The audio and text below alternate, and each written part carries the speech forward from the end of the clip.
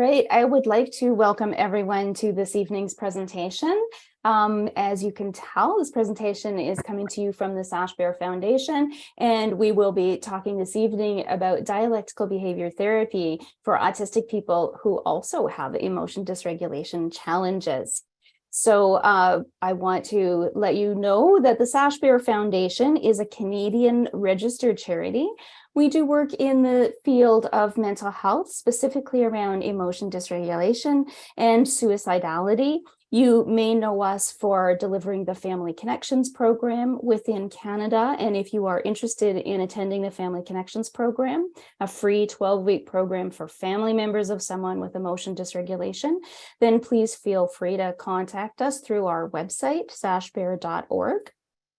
I want to let you know that because this evening's presentation is a webinar, the cameras and microphones are automatically disabled. So sometimes people come into these presentations and they're worried because their dog is barking, or because it's dinner time, or because their kids are banging on the door. So please don't worry about whatever is going on in your environment. You will not be disturbing us, and we simply want you to be able to enjoy the presentation as best you can, given whatever's going on in your life right now. I also want to let you know that the presentation is being recorded. So if you end up being distracted, have to step away, have to leave early, please know that this will be recorded, and therefore it will be made available on our website and our YouTube channel in roughly a week and a half or 2 weeks. I can also let you know that our presenter this evening has graciously agreed to have her slide deck distributed. So if you're frantically scribbling notes and you would like to refer to something that's on the slides, then you can request the slide deck from us at the end of the presentation. So once again, I just want to mention that the Sashbear Foundation provides Family Connections. We provide this expert education series roughly once a month, and we do education and advocacy around emotion dysregulation. Because we are a charitable organization, you can support us through making donations. We always accept donations through Canada Helps. And we hope that if you have found anything that we've done helpful to you, that you would consider making a donation so that we can continue doing this work. I also want to let you know about our annual event called the Sashbear Walk. And the Sashbear Walk is not only a fundraiser, but also a really big community awareness event, and it happens every spring. And so just the information on the page here, I know is small print for you, but you can find out more by going again to our website at sashbear.org. And this year we are having walk events in 5 cities across Canada: in Surrey, BC, Edmonton, Alberta, Toronto, Ontario, Montreal, Quebec, and in St. John's, Newfoundland, throughout the months of May and June. And we also have a virtual walk where people can get involved in any way that they want to involve community. We welcome you to let your family and friends know and invite them to support you. And really the goal is to create a sea of orange support for people who have emotion dysregulation, to show the people in our lives who have BPD, who struggle with this, that they are not alone, and that we are there with them. So with all of that said, thank you so much for joining us this evening. This evening's presentation, as I mentioned, is on the topic of autism, and we will sorry, I needed to do another introduction first. So I haven't even said who I am. I'm Doreen Heidemann. I'm the program manager, just so that you know who's talking to you. And I am joined tonight by Barb, who is one of our volunteers. So thank you very much, Barb, for being with us as well. I want to let you know one more housekeeping piece about the presentation, which is that at the end of our presenters' talk, we will be able to take questions.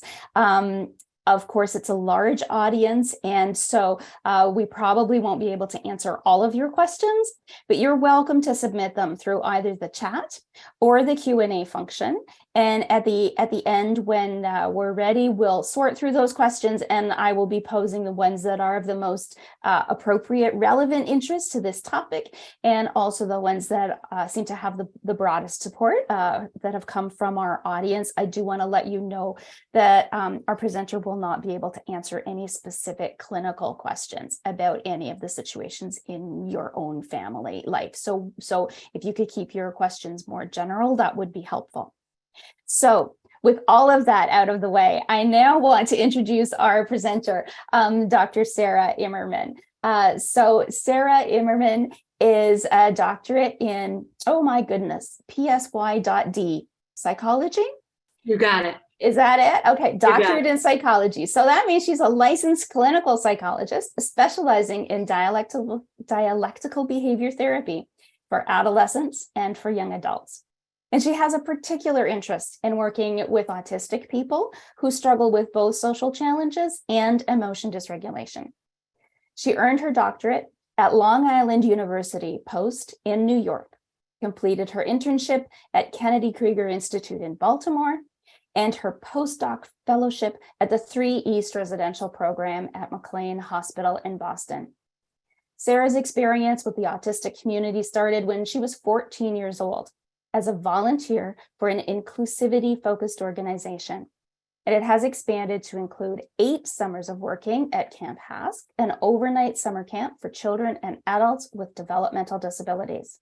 She is passionate about adapting DBT to serve the autistic community. And I can tell you, I know this from having spoken for 15 minutes with Sarah before we got started tonight. She is definitely passionate about this topic. And as a therapist, she likes to infuse warmth, directiveness, and joy into her style. And I certainly got that from the few minutes that we have spoken together already as well. So with that, Sarah, thank you for being with us this evening. We are ever so grateful for you to have taken the time to share your energy and enthusiasm and expertise with us. And I will hand it over to you now. Awesome. Hi, everyone. Before I start sharing my slides, I just wanted to say that I'm so honored to be here. It is so lovely. I will admit it's a little bit strange that I can't see everybody. So I hope that you are nodding along and smiling as I go. And if not, that's okay too. But usually I look to people for some cues. So I encourage you, as you notice questions coming up, to write them again, as Doreen said, in the chat and Q&A, so that hopefully I can address some of them at the end. And so I will share my slides.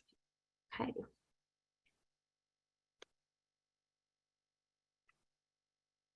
Okay, it's a mouthful. Adapting DBT for autistic people with emotion dysregulation challenges. Lots of different things. We're going to break it down. So why me? Doreen gave you a sense of some of the reasons, some of the things that I've done that have led me to have this pretty bright passion for helping this population. But I will kind of also backtrack and say that when I was thinking about what I wanted to do with my life and where I wanted to go, I knew that I had 2 main passions. One, working with the special needs community, which, as Doreen mentioned, I've been doing for a couple of years, and also helping teens and young adults who struggle with emotion dysregulation and doing DBT. And so I set off on this journey to do those things. And as I was going, I realized that I was going to throw myself fully into doing DBT. And I wasn't quite sure what this other hand was going to do.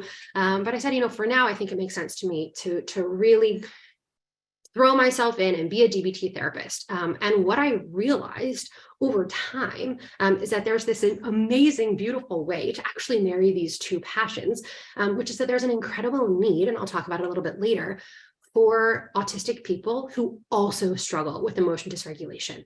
And so I'm DBT trained, that is the type of therapy that I do. And so I work with suicidal people who struggle with emotion dysregulation. And I know from the research that there is an increased suicide risk for autistic people. And that has been shown study after study after study. And so here I am as someone who cares very deeply about this population and has been working with people who struggle with emotion dysregulation. And so I said, okay, let's, these people were coming to me. And so I said, let's, I'm not quite sure what to do, but we're going to kind of try to figure it out as we go. And so why are all of you here? I imagine that there are a lot of different groups of people here. And so there are probably, maybe, therapists or clinicians. There might be people who do DBT. There also might be people who are working on supporting folks with autism. So we might have two groups there. I imagine, I hope we have some people on here who have lived experience of being autistic and having problems with emotion dysregulation. And you also might be a family member or a loved one or partner of someone who struggles in these ways. And so I hope that we can somehow find ways for this to be helpful for all these different groups of people. And I also want to acknowledge that there will be some things that I say that will be more tailored towards one group or another group. But I'll hopefully people can glean from all the different parts. And as you may have already noticed, I use both person first and identity first language. What does that mean? Those of you that are in the autism community probably know. Those of you who are not might not. So I'll describe it. Person first language is saying a person with autism or a person who's on the autism spectrum. And identity first language is saying an autistic person. And so in recent years, there's been more of a movement to use identity first language. And professionally, I was raised to use person first language. And so I have, as I have been working with this population, been asking everyone, what is your preferred way of referring to yourself or to the community? And I have had people on very, very strong sides of both. So I will continue to use both person first language and identity first language with the goal of being as inclusive as possible. And this last point is not only a thank you to those of you that are here, but also a thank you to the people that I've worked with. As you probably know, there is a dearth out there of kind of how to help in terms of what materials to use and how to do this. And I am so tremendously grateful for the people that I've worked with that have been along the journey with me and have been curious and supportive and collaborative as we figure out how we can take DBT and make it helpful for people who are on the autism spectrum. So I owe a great deal to the people that I've worked with. And so I want to thank them in absentia, unless some of them are here, which would be really lovely too. So through this webinar, I hope to provide some strategies for clinicians to increase their skills to work with this group of people and their willingness to help. And I'll talk a little bit later about how I've seen that play out in the field.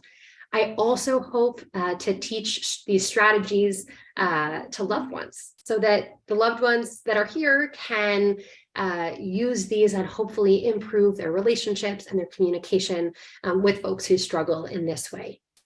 I also hope for those that are here with lived experience who might be in therapy right now, maybe you're in DBT or you're in a different type of therapy and curious about how DBT might play into it. I hope that this is a vehicle for you to take these strategies, take some of these ideas, and to then use it to advocate for yourselves and to have in language or ways to talk about this, these techniques or these strategies in a way that's helpful. And I want to mention that there's a saying, when you've met one autistic person, you have met one autistic person. It is not a one size fit all. So these strategies that I will share with you are tools in a toolbox. I don't at all suggest that all of them will work for every person always. I don't, that's a big claim.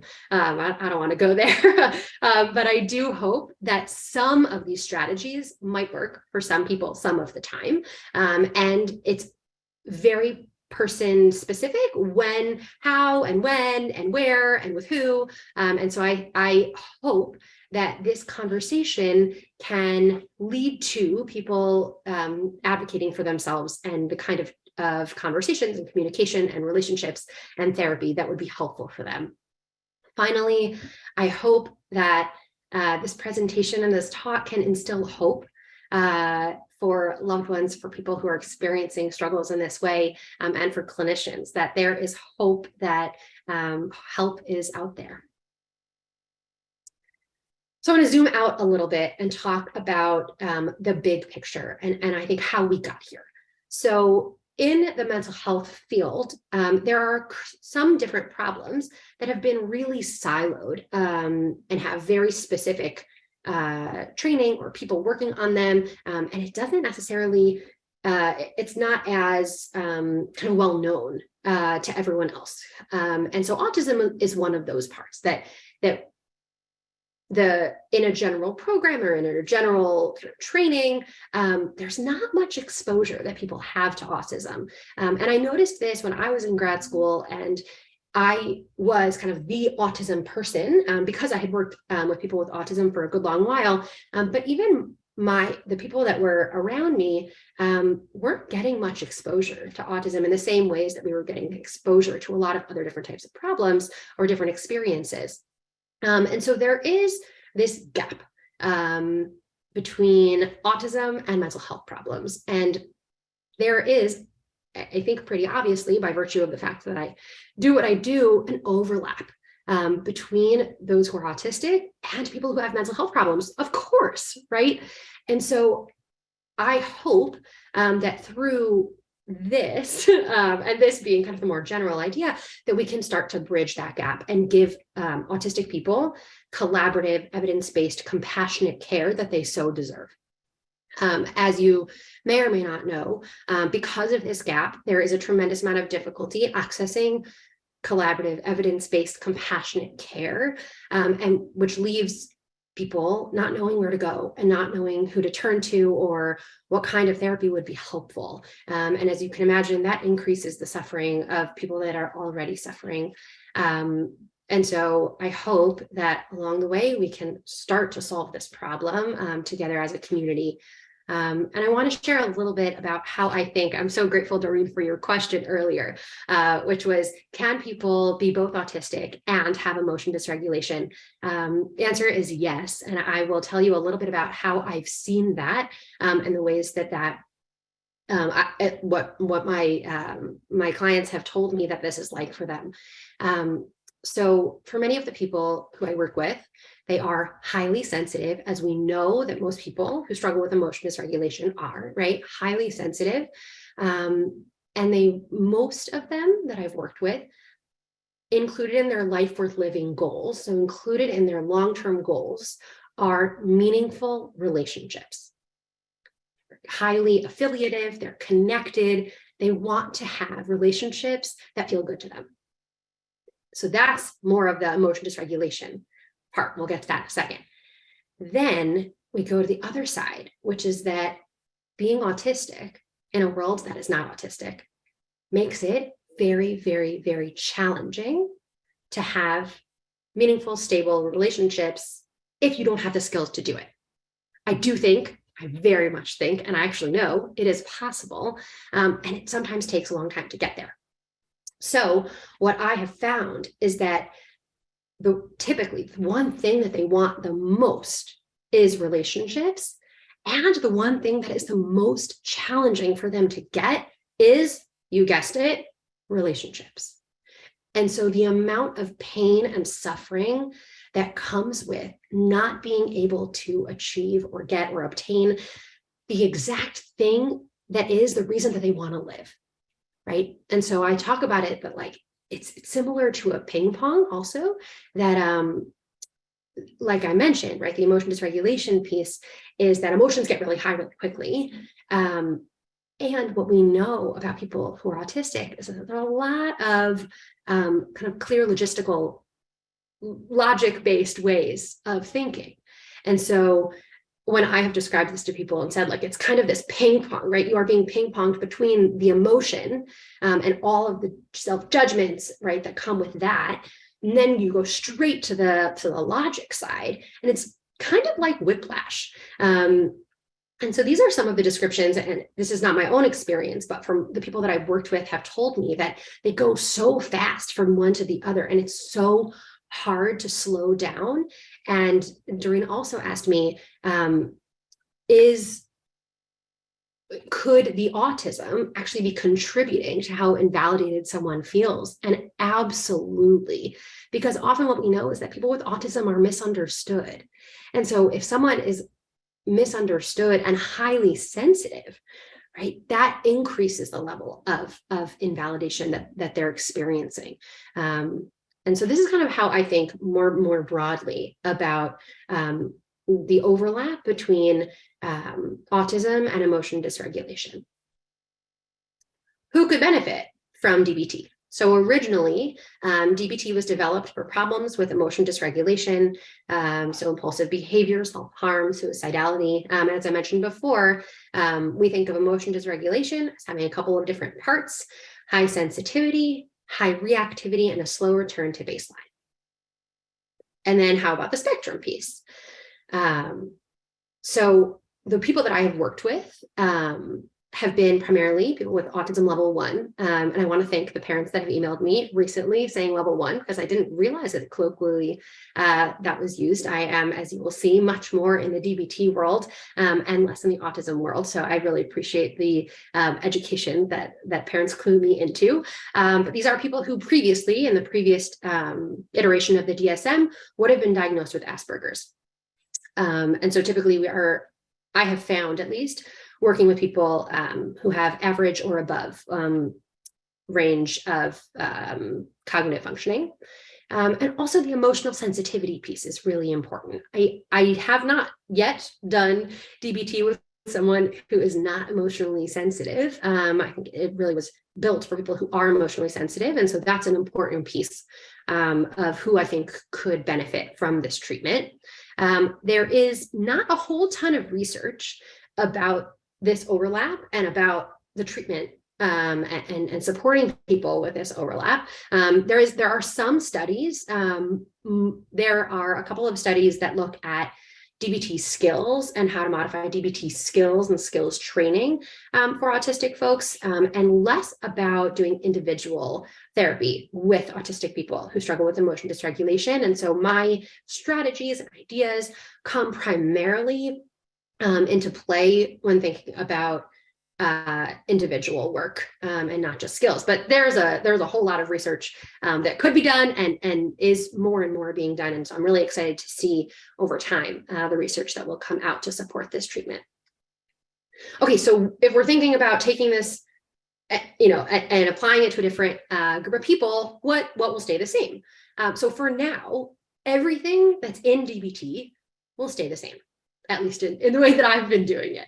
And so I think about this as translating or adapting DBT as opposed to modifying DBT. That sounds like a pretty minor difference. But if we're looking at kind of psychology terms and the ways that treatments change over time, first, we want to take what there already is and apply it to a different group of people. And then if there's something that's missing, then we could change it, and that would be a modification. And so what I'm presenting on and what I've been doing is more of a translation or an adaptation. There is room for supplemental support, so things to be added, but not necessarily changing something that's already there. So if you're familiar with DBT, you will probably recognize some of these terms. The skills remain the same. There are diary cards. We're doing chain analyses, the different modes of treatment, the same modes of treatment, the same stages, the same principles. And the way that I think about it is that I've never DJ'd, I've never done a turntable, but I imagine that you're changing the intensity of different parts, right? You're changing when you're using it. And so that's how I think about translating DBT for this group of people, that there might be times when we lean more into acceptance than we would for someone who doesn't have autism, or more into change. And there's just different ways of doing it, but we're not actually changing the principles, which I think is really cool and exciting, and gives me a lot of hope that what we need is actually already in the treatment. What could be different? So this really comes from the supplemental support side. So from the work that I've done, I have seen that it's been helpful at times to have social support, transitional support, vocational support, executive functioning support. And those are all different types of supports that someone who's not autistic also might need. So there's nothing that I would say this person, if someone is coming to DBT who struggles with these problems, that they have to have X. It's really person dependent and really dependent on their experience and what they'd like help with.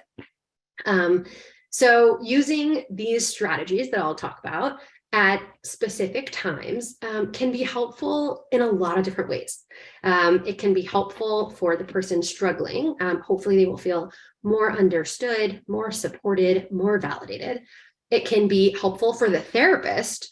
You can actually feel like you have the skills to do the thing that you're trying to do, right?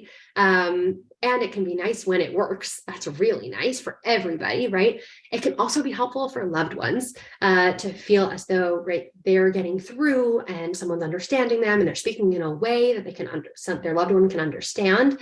And this is also really, really helpful for relationships because we know that when one person is struggling, that impacts a relationship.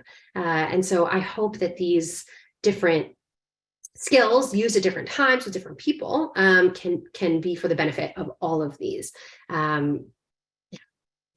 So what are the strategies that I keep referring to? So I'll go through a number of different strategies, give you some ideas about how I use them, and hopefully some examples, and I'll talk about my ideas and kind of how I got there. So as I was going, as I was preparing these slides, I was, moving things around, and I realized lead with humility has to be the top. It has to be the top because there is so much that we don't know.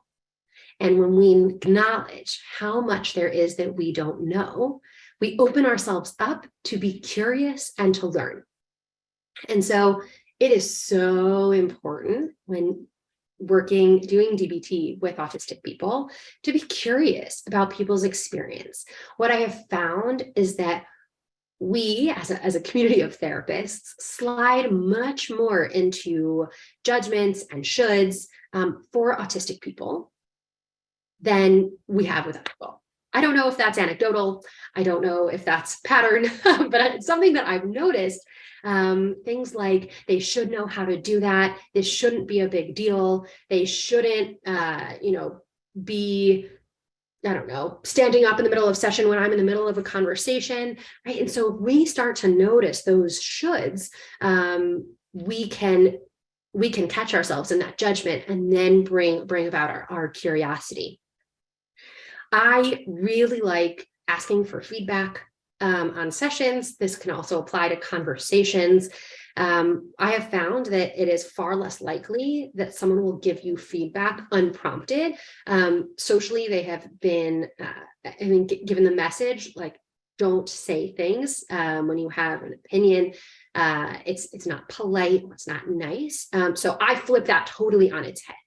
Because if someone that I'm working with is not giving me feedback, then I have very little idea of what is working and what isn't. I might be able to see it behaviorally, but it's really, really helpful to be able to understand what they are finding helpful, what they are finding bothersome.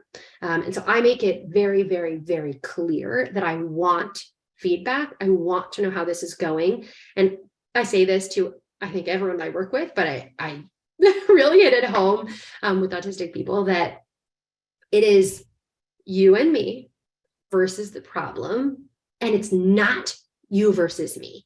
And if ever it is sliding into you versus me, and we're getting into a debate, I'll pause and say, wait, hold on. What's going on that we're not a team right now? Because I want us to be a team. So tell me what I can do differently to make us a team here, because I really don't want to be against you and pulling and fighting. That's not my goal. And that has been really helpful. It's really important to recognize and communicate what you do not know. Sometimes we have hunches or we have ideas. It's really important when working with people with autism to recognize what you don't know and to ask about it. So some of the things that I say for this is, I really, really want to understand. Can you help me? Right. And that's when something's going on, or they're saying, you're not understanding me. I might stop and I say, I really want to. I really want to. And I'm doing what I can't understand. Let's be in this together. Right. Well, let's figure this out together. Can you help me understand what I am missing? I also say often, I could be totally off, and I want you to tell me if I am. I also remind them, I cannot read your mind. That might be cool, but I just can't. So I need your words so that I know. And once you get something, that's a party, right? Especially if it's really hard for them to get it out, it's so important for you to recognize what you don't know and to not make assumptions, but to recognize when you're making assumptions, catch yourself, and then turn to curiosity. So I have mentioned a couple of times life worth living goals. This is an idea in DBT where we think with the people that we're working with, and we help them think through, what is the life that you want to live? Right. And what are the components of that? What are the pieces of your, the kind of the goal life? And then how can we help you start to get it? And so these life worth living goals are the foundation for every intervention. What do I mean by that? Knowing the life worth living goals of whoever it is that you're working with or talking to can be so incredibly helpful. It can increase commitment to do challenging, painful, hard things. And it's really helpful to revisit these when you're stuck. And it's really important to know that it is okay if the life worth living goals of the people that you're working with or your loved one are not yours. So for example, I worked with someone who said that he wanted to live in the middle of nowhere. He wanted to have 2 friends, and he wanted to be an online programmer. You may be able to pick this up. I am pretty social, pretty outgoing, and I love people. And so I can't really imagine myself ever living in the middle of nowhere with 2 friends working on a computer, because I get so much energy from other people and I love being around people, and that's so meaningful to me. But that doesn't matter, right? Notice I'm not judging that he wants to live in the middle of nowhere and have 2 friends, because what is wrong with that? There is nothing wrong. And so I expect for these life worth living goals of the people that I'm working with to be different from mine. And that's okay. And actually, it's actually better that way, because if they said they were exactly mine, I would be a little suspect there. And so coming back to this is so important. And I'll talk about different ways that you'll come back to these life worth living goals. So increasing agency and choice is huge. So many people, by the time that they get to us, have been told what to do, have been kind of shuffled around. And often people, sadly, for a lot of different reasons, haven't been listening to their voice. And so it is extra important to collaborate and collaborate and collaborate and collaborate. And so some of the things that I do to increase agency and choice is when they're making a decision and they ask me, well, what should I do? I'll remind them it's your life. I want to help you reach your goals, but it's not my life. I want to help you choose the things that will be meaningful to you. And so I will remind them again of like, this is your goal. I want to help you get there. Other ideas for giving options and choices. So some ways that I've done this is for someone who, I give a menu of homework assignments instead of just one. It's really nice for them to be able to choose what they're doing. I've edited diary cards. Every diary card looks different, which is also just DBT. But some of the changes that I've made on diary cards, on one diary card, there was an emotion wheel. He was working on increasing his mindfulness of current emotion. And so we actually put on his diary card an emotion wheel and a different list where every day he could write down an emotion.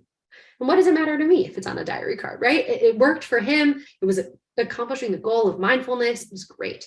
Another, and this is one of my favorite examples, is that I was working with someone who wanted to change. He was targeting his sleep and the time that he was going to sleep and waking up, and then increasing his sleep time was his goal. And he at one point had changed the time zone of one of the columns of his, I think, going to sleep. And he asked me, is it okay that I changed the time zone on it? So I think it was like 5 hours earlier. I don't remember exactly. And I said, yeah, of course, why not? And he said, it makes me so happy. Every time I go to fill out my diary card and I have to subtract the 5 hours, like it just makes me chuckle. It's like, well, how great is that? To pair some joy into a diary card, I was so excited. And so notice if I had said no, I think it's really important to be like, why would I have said no? What problem would that have been solving for me to say no? Maybe that it's not standard or I'm not used to it. Well, there's really a lot of beauty in being flexible. And it's also really good for the relationship if we as therapists can be flexible and curious about, the different pieces of someone's treatment and someone's preferences. And so I was so excited, and he kept that for a good long while, and it made both of us laugh so much. I'm a very big believer, as you can probably tell, of having fun and laughing. And I use this specifically as a strategy and wrote it down because it is a win-win-win for everyone. It is a win for the person who is struggling. It's a win for a therapist or a loved one. And it's a win for the relationship. When you can laugh together or experience joy together, that is huge. And so I think it's really important to capitalize on those moments of connection. So if, let's say, you're working for a long time or you're in a conversation with someone for a good long while, and all of a sudden there's this like moment of like getting each other or laughing, it's actually really, really cool to then be able to go back and do, we would call a mini chain on that, but to be able to figure out what is it that's working. Was it that in that moment we weren't making eye contact? Was it in that moment we were playing a game, or we were back and forth a lot and it was less of this person talking and more of this? I have no idea, right? But it could be any sort of reason that, it was the connection was working. But it's really cool to be able to talk about that and help them notice what for them leads to feeling connected. And you can go back to those life worth living goals. Oh my gosh, that thing that you did helped you feel connected to someone, and feeling connected and having those meaningful relationships as part of your life worth living. Oh my gosh, look what we just did. Look what we just found, right? I have found in my experience, sarcasm is usually less helpful. This is not a universal experience, but I think a good majority of people with autism can't detect when something is sarcastic and when it's not. And so I have typically found, unless it's extremely obvious, and I make that very clear, I tend to steer clear of sarcasm. I find it to be confusing. I'm a very big fan of using passions and hobbies in therapy. So if there's someone who loves a certain video game, amazing, apply all the skills to the video game. Or someone who really loves, painting, then use painting and colors on their diary card, right? In treatment, in whatever it is, use it and bring it in. Don't say like, oh, that's, I don't want to do that, or that's weird. I mean, you could, but I find it really helpful to bring those things in. And for loved ones who are here, I find that reactivating your relationships and building relationships can often be done through doing things together instead of only talking. Sometimes people are like, well, I want to know all of these things, which of course that makes total sense. But it often can be, if the goal is to reactivate the relationship and to spend quality time, that might be done with less talking. And I'll talk a little bit about doing versus talking later. So there's a lot of different ways that you can use language. I find it really important to be collaborative to find what works. So for some, using the DBT skills, the names of the skills is extremely helpful, and labeling those skills over and over and over again. Some people want nothing to do with the names of the skills and only want to be using layman's terms. Either way, I don't care, right? I will go with, I care for what's helpful, but I don't care because we have to use the names of the skills, because if that's just increasing their agitation or their frustration with me, what is that doing? What are we accomplishing here, right? And so if they have other ways of referring to things, I'm all about it. I'm thrilled. Example, had a couple of people who have made new names for skills or new skills, or didn't like a certain name or didn't like a certain part. Great, I am all about it. You want to be creative, you want to think of new things, let's go, right? That I'm all about creativity and thinking of new things. Metaphors I find to be a hit or miss. Usually not somewhere in between. I have found that usually I'll try maybe one or two. I'll ask, do metaphors help you? Are they not helpful for you? But it's a conversation. And so it's really collaborative, because I don't want to be doing something that's not helpful, and I make that very clear. I have also found it to be really helpful to use a whiteboard or some sort of equivalent to be able to have things that are written out and to organize things. So a lot of pie charts, or a lot of mapping out of social interactions, or different charts. But it's really helpful to be able to have things written out and organized. And if you do that, you can also use them later for reference. And so I find that to be helpful, to keep coming back to the same things, and you can organize things the same way. And so using a whiteboard or piece of paper is really helpful. This is super, super important. And I don't even have good examples for it, but being clear, concise, and direct will increase the chances that your loved one or your client will understand what you are saying. So when I find myself talking for a while, I will stop and say, oh, wow, I have been talking for a while. Let's go back. And so I have worked really hard to make my sentences more concise and my communication more clear, because I have found that has increased not only people understanding me, but also feeling connected, which is really, again, a win-win-win. So I went to an interesting talk recently about cognitive rigidity not actually being a helpful term, because it makes it kind of like black or white, and that's just the way that it is. I like to think about this as different ways of thinking. We all have different ways of thinking. And so the way that I approach and think about learning someone's language is learning a language, right? I'm learning a new language, and I'm doing my best, right, to understand and put it all together. And so some of the questions that I ask are, what are the rules that you live by? And when I've asked that, I've gotten some really, really interesting and unexpected responses. So someone that I asked, he told me, do not put yourself at risk of inheriting bad traits. Trust is not free to give out, and I'm not allowed to fail treatment.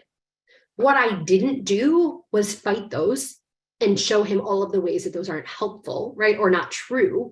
But instead, I tried to get into his head, right, and into how he was seeing the world.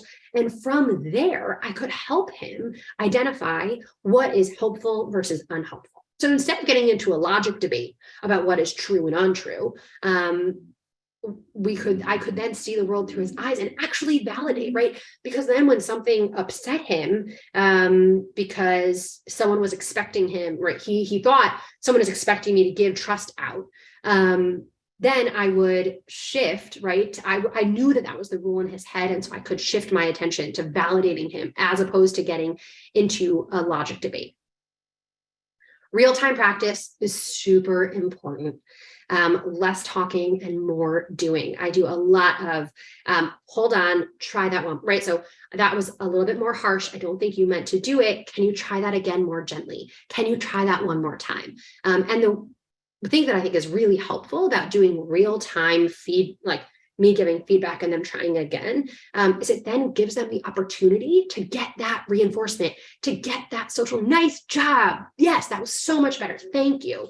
Whereas if you're talking about it and talking about it and talking about it, as opposed to doing it, they don't get that moment of connection. And so this also can look like role plays, whether that's official role plays, unofficial role plays. So some of the questions that I would ask are, if you used more give, what would you say? If you did a dear man, what would you say? And so getting people to use those skills real time with me.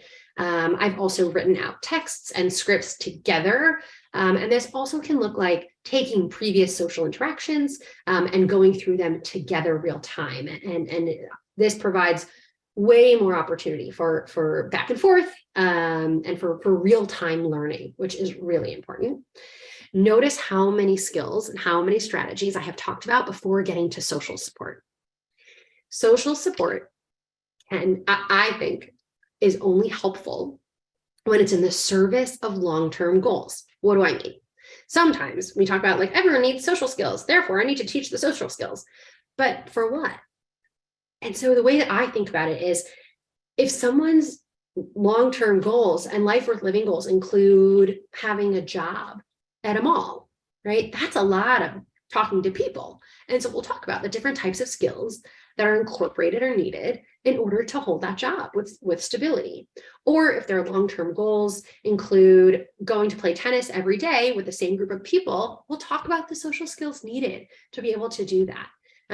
But what we know is that there in DBT, the way that we think about when someone's not doing something, it's because of a lack of skill, and it's not about, usually, it's not about their intention. And so often a mistake that happens, a judgment that people have of those with autism is, they might say, oh, he's trying to talk over me. Oh, she's sharing too much information. She just wants to, like, take up all the space.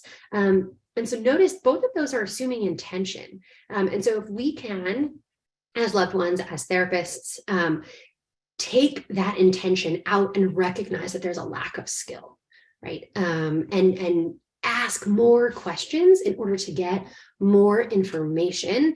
And when you ask more questions and when you get more information, there's always something to validate. So you might ask, what was your goal in that moment? What were you hoping for? And I might also point out, I don't think you meant to do this, right? And a really important part of this is validating, and more validating, because this is really, really hard.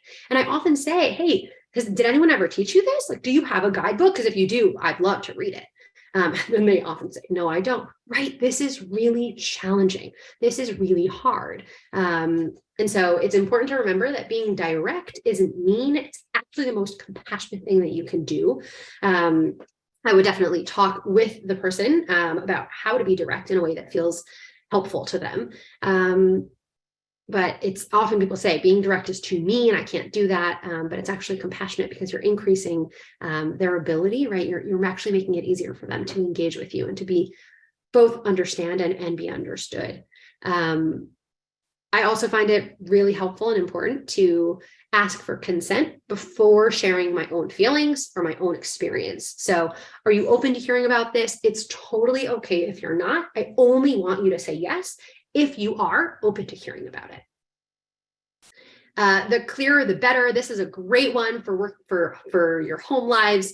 It is much better to say 5 minutes than, oh, I have a short amount of time. I can have a short conversation. You might say I have between 5 and 10 minutes, because that's a lot clearer. I also would be really clear about timelines and expectations.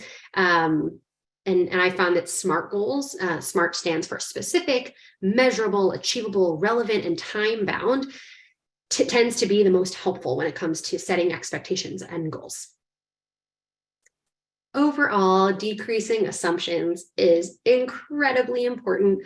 It's really a helpful mindfulness practice for therapists and loved ones and friends, leaning on curiosity. And when you catch yourself, noticing assumptions, then leaning on the curiosity. And these are also conversations that I have with autistic folks who struggle with emotion dysregulation, talking about how assumptions impact their emotions. And so when they're making assumptions and you might be attributing them as fact, I will say, oh, how do you know that?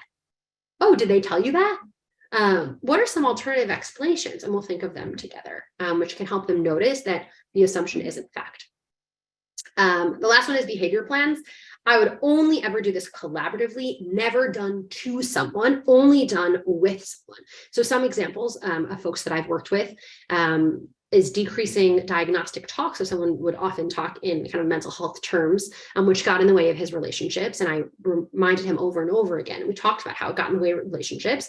Another thing is to increase skill use. He really wanted to increase how many times a day he was using skills. Another was decreasing harsh interpersonal comments. And so we made collaboratively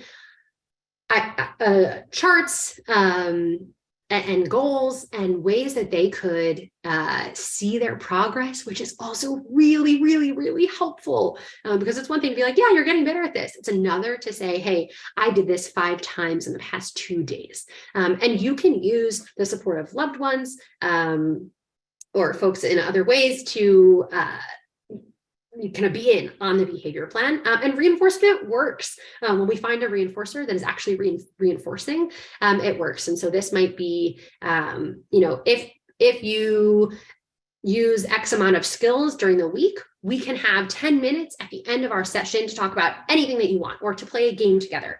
Or you can ask me any questions or whatever it is, but using what's actually reinforcing for them and asking, like, is that something that you're interested in? And people have actually really surprised me when they have said yes. I haven't always expected the answer to be yes, but often it is.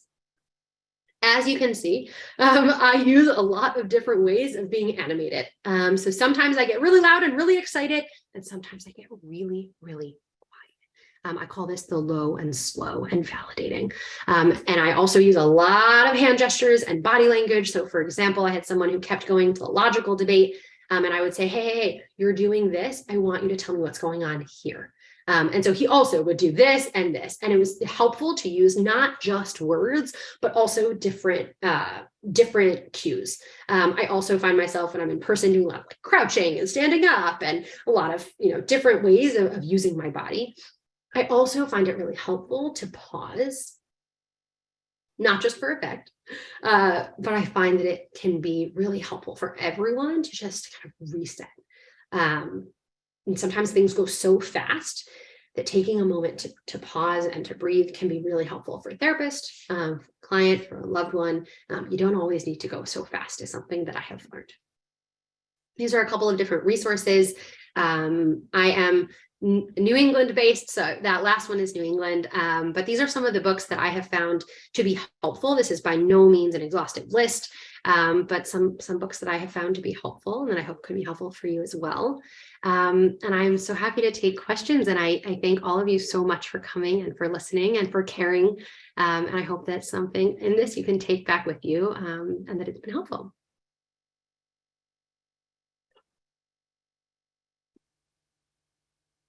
Wow, that was amazing. Thank you so much. I learned so much, and my head is just full of questions, and there are so many questions here. So I want to start out, you pointed out a few resources, and I want to say, first of all, of course, there are a lot of family members in our audience. And so a lot of those family members are desperate. Oh my gosh, where can we find our own Sarah to work with our family member? Do you know, because we're Canadian based, do you know if there are others in Canada specifically, but also in the United States, who might be already kind of at this point of knowing, like, yes, they have some DBT skills and they understand what it is specifically about someone with autism to help them? My short answer is no, but my longer answer is that I do, I'm plugged into a group of neurodiversity affirming DBT therapists. There's not so many of us, there's a couple of us, but I'd be happy to kind of, take requests and share them with them to see if they know of anybody locally. Fabulous. Okay, so with that, then maybe I'll ask Barb to put Sarah's email address into the chat. Sarah has graciously agreed to share her email address, and so you can contact Sarah if you would like her to help you see if there's somebody that might be able to help you in terms of a resource of a personal or private therapist. That's fabulous. So a couple questions came up, and I want to address the issue of safety. And I know this is always an issue with people who are autistic, because it's difficult to make those choices around what's safe in a relationship and the priorities. So a couple of examples that people gave are, somebody who's choosing to remain in an abusive relationship, or maybe somebody who is on a regular or kind of continuous basis engaging with people on the internet in a way that is not necessarily safe, or putting themselves at risk. How do you help other family members help this person to understand clearly validating the need and the desire for a relationship, and it's going beyond this point to where they're putting themselves at risk? Yeah, this is a really common experience that we've heard about. There is a book called Autism, Sexuality, and the Law, because there have been a lot of experiences of autistic people getting into trouble with the law by no intention at all, but because cyber safety and safety within relationships is really incredibly hard.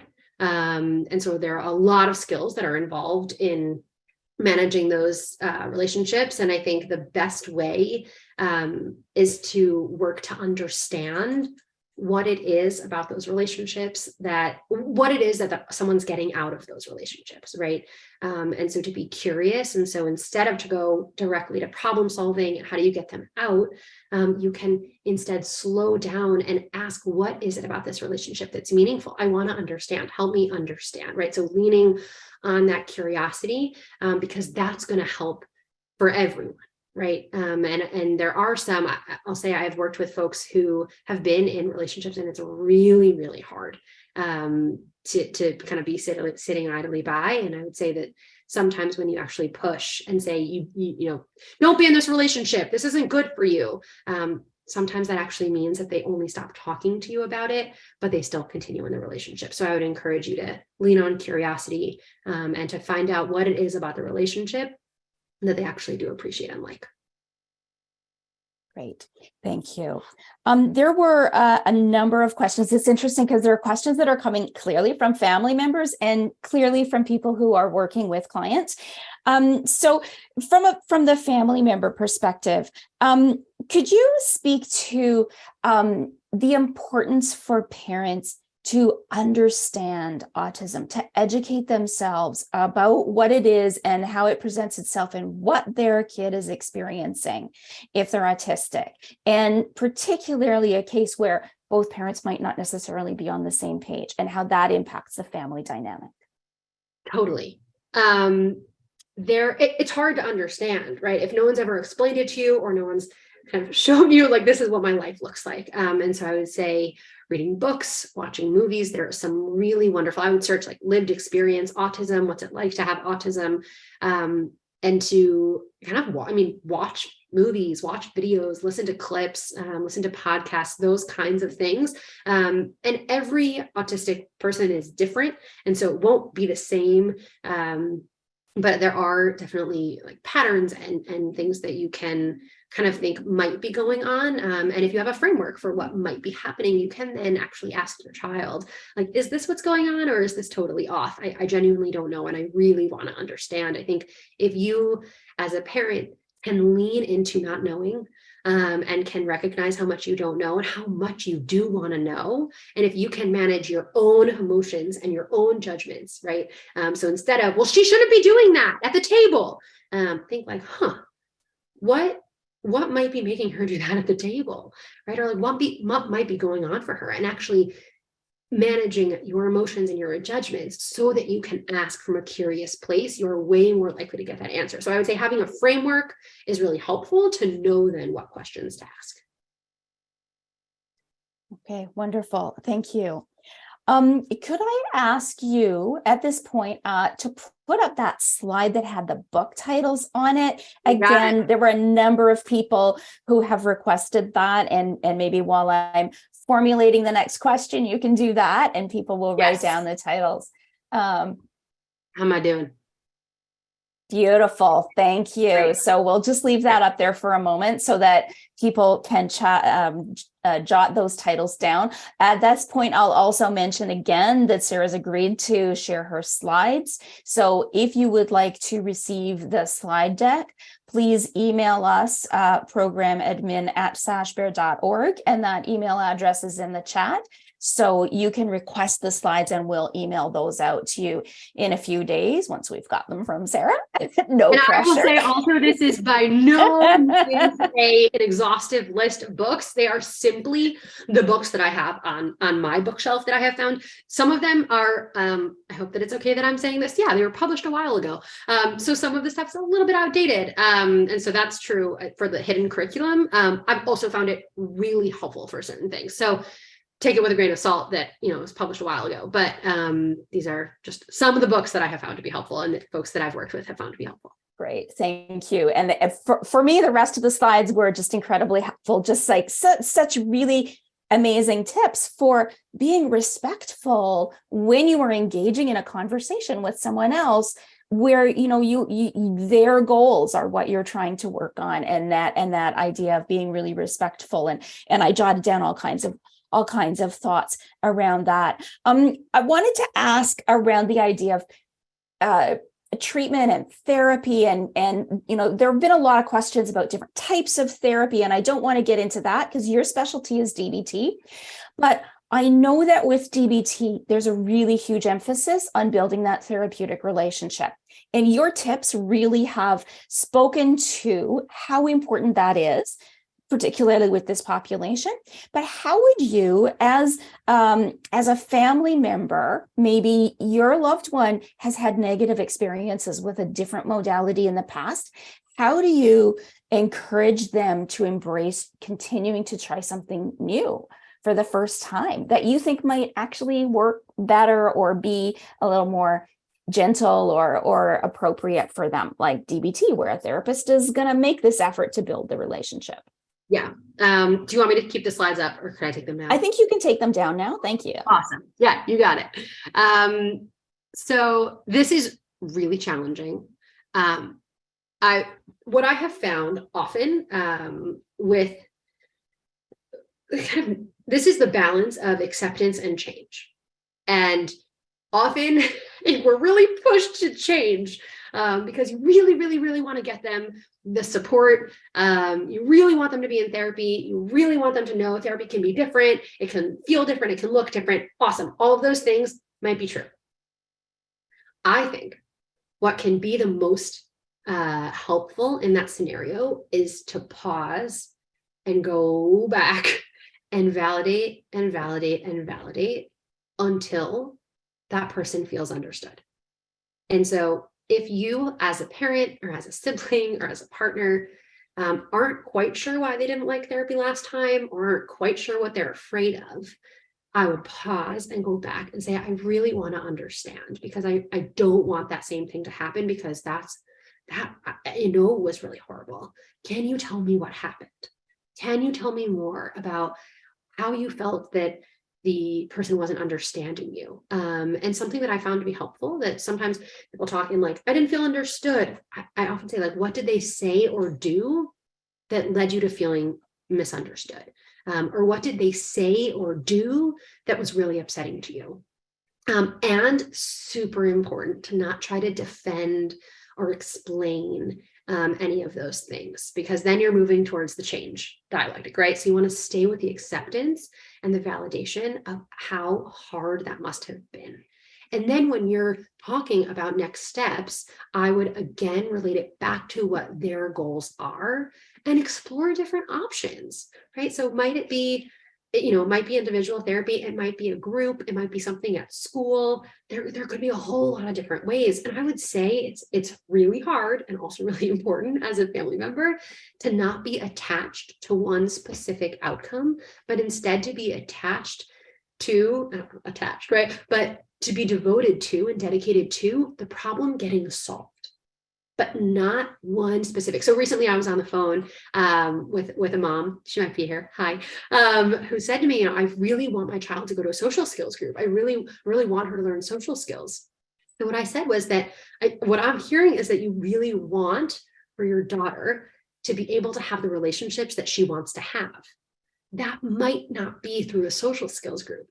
That might actually be through a group at school, or that might be through something online. There are so many different ways that those problems can be solved. And yes, it makes all the sense. Like, this therapy really, really, really, right? It really makes sense. And it is really hard, right?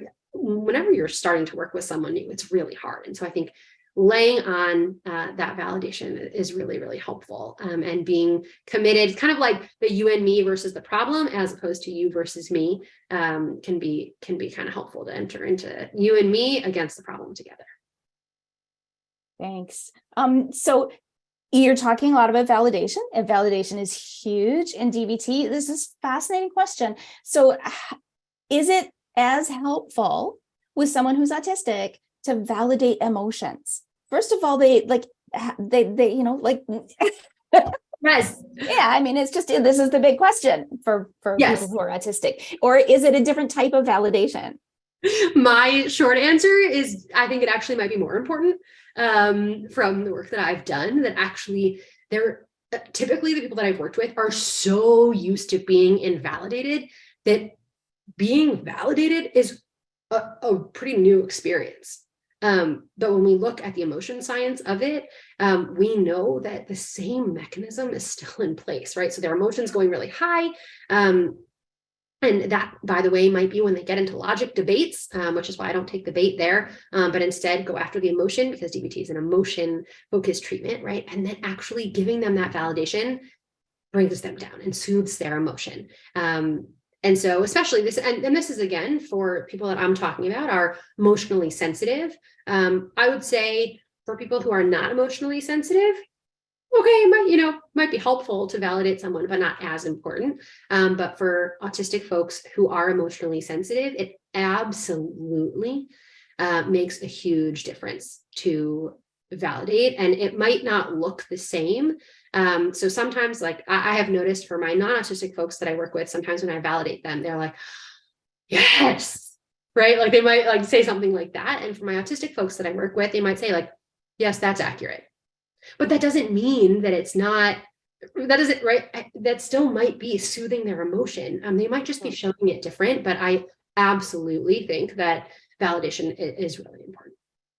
So for a family member who may be trying to get their loved one to identify what emotion are you feeling so that I can validate it, that is sometimes really hard for them, right? So how do I then, as a parent, kind of get to the emotion so that I'm actually validating what they're feeling?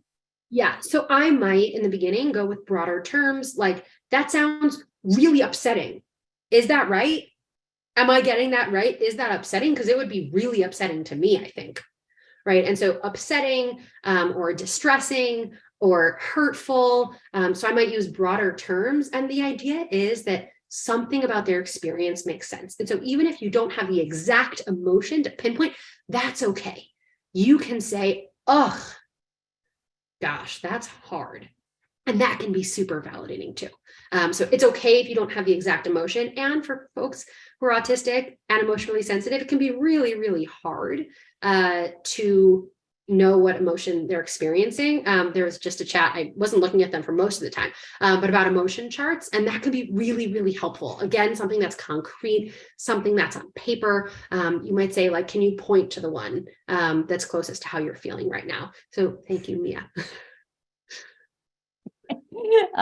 Great. And we're already, Sarah agreed to stay a little bit late. We're already past 8 o'clock. I get like questions coming in like crazy here. But another piece that family members really are challenged with is when the emotions are really big. Maybe they're explosive. Maybe that person is dysregulated, and it seems like that dysregulation just goes on and on and on, and they reject your attempts to support them. How do you how do you respond in a situation? What advice do you have? Okay.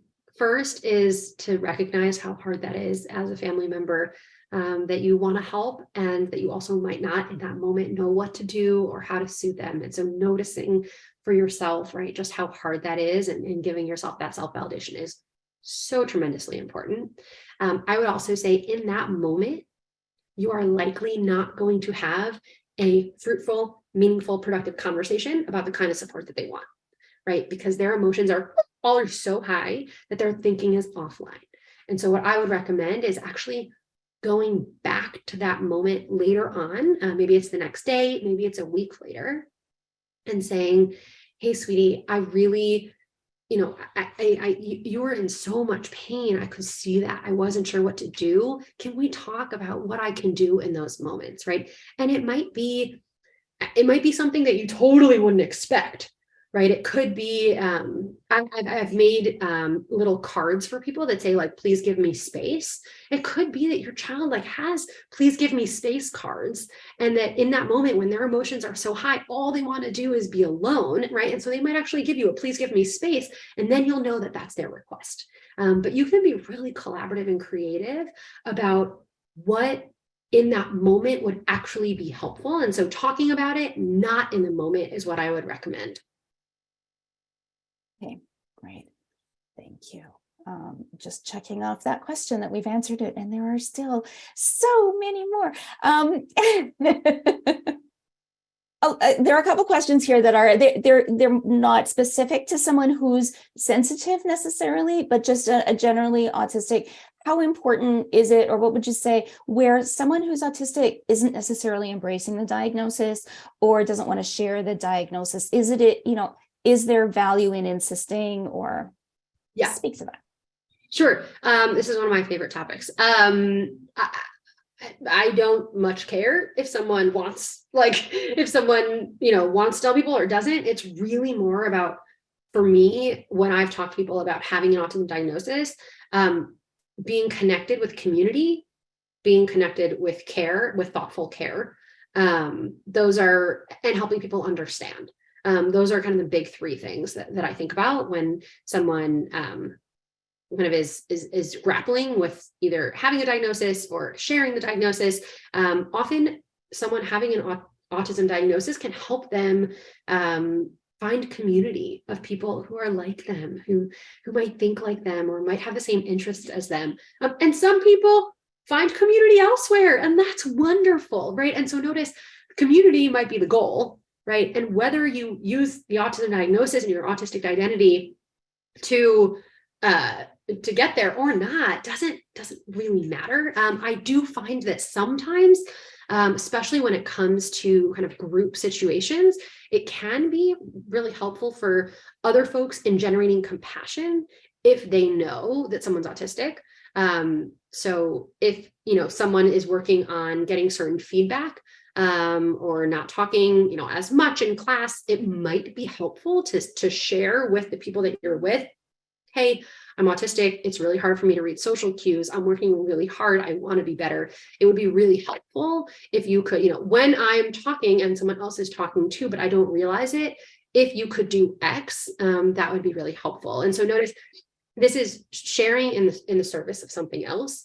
I don't think there is a right or wrong way to do this. And if someone wants to say they don't have an autism diagnosis or it doesn't fit for them, that's okay. I don't think it makes so much of a, that's what I think. Right. Okay. Thank you. I think the other real theme in amongst some of these wonderful questions, is just about misdiagnosis, comorbidities, and things that are diagnosed as autism that aren't, like personality disorders, things that are autism but are diagnosed as something else, like personality disorders. And I'm sure there are others as well, but that's my particular interest. Does it matter what someone's diagnosis is, and how do you navigate that minefield? It doesn't matter. It matters, I think, in terms of finding, again, community and finding evidence-based compassionate care, that's what I think it matters the most. Other than that, I don't know that it matters as much. It does matter in terms of getting services and things like that. But for me, when someone comes to me and if I'm treating them as a person anyway. And so I think it's extremely frustrating, especially with families, that when you're kind of given a certain diagnosis, you're like, okay, that's the treatment we go to. And so I think that can be extremely frustrating. I do think it also can be helpful in terms of kind of the framework and resources and being connected to that. I would say if you think that a lot of the things that I mentioned would be helpful for your child, even if your child does not have an autism diagnosis, no problem, right? You might be able to read up on autism anyway, even if they don't have an official diagnosis. And diagnosing in the field is not the sadly we don't have such precision in diagnostic measures, and so it is frustrating and sad and all of those things. But when someone comes to me, it doesn't matter to me. I'm just going to treat them as a person and use these strategies and try them out, and see what works for each person. Okay, great. I'm trying so hard to put questions together so that I can ask more and more. You're doing great, Dory. There's a question here about helping someone understand how to use skills, thinking about relationship, right? And how important relationship is. And that's really kind of a linchpin of what you've been talking about here all along. So first of all, this question about fitting in versus belonging, and like someone successfully using their skills, right? And yet you feel like maybe they're a little bit kind of like saying, oh, no, what's important? I'm meeting my values. This is my life worth living. But really what they're doing is fitting in as opposed to really finding a true sense of belonging with people. Yeah. Oh, that's a great one.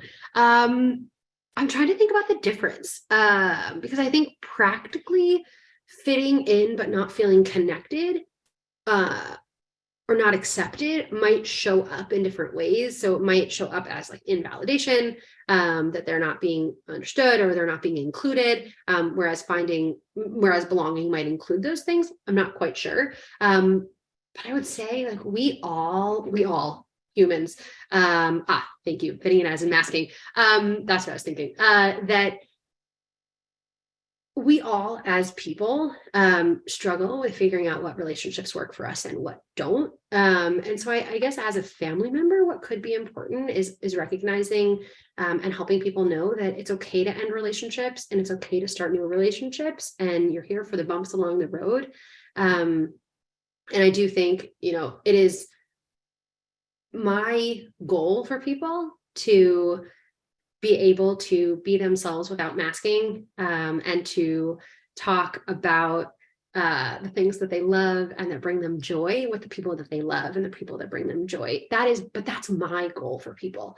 And so this is back to life worth living goals, right? Like if someone's goals don't include talking about their love of trains with someone, then who am I to say that I want that for them, right? And who am I to say like that friend group is not good enough for you, when really that friend group might be exactly what they need. And so I hope, kind of as a person who lives in this world, that people can find others who love who they really are and where people can be themselves with them. And I think this is you gotta follow what someone's goals are, and it's not my job to say what kinds of friendships and what kinds of relationships are enough for people. Beautiful. Thank you so much, Sarah. I think we're going to have to leave it there. I really, really wish we could ask every single question that people have submitted. They're absolutely fascinating. I hope that we have touched on enough things that are close enough to the questions that you asked, so that you are feeling like you got what you wanted out of this presentation. I want to remind people that this presentation has been recorded. We will be posting the recording. It goes on the Sashbear website at sashbear.org, and it goes on our YouTube channel. You can go to YouTube and Google Sashbear Foundation or Sashbear.org, and you will find our YouTube channel. If you are interested in the slides, you may request them. Please send an email to programadmin@sashbear.org, and that email address has been posted in the chat for everyone. If you have a follow-up question for Sarah that we were not able to get to tonight, you may email Sarah directly, Sarah with an H, at sarahimmerman.com.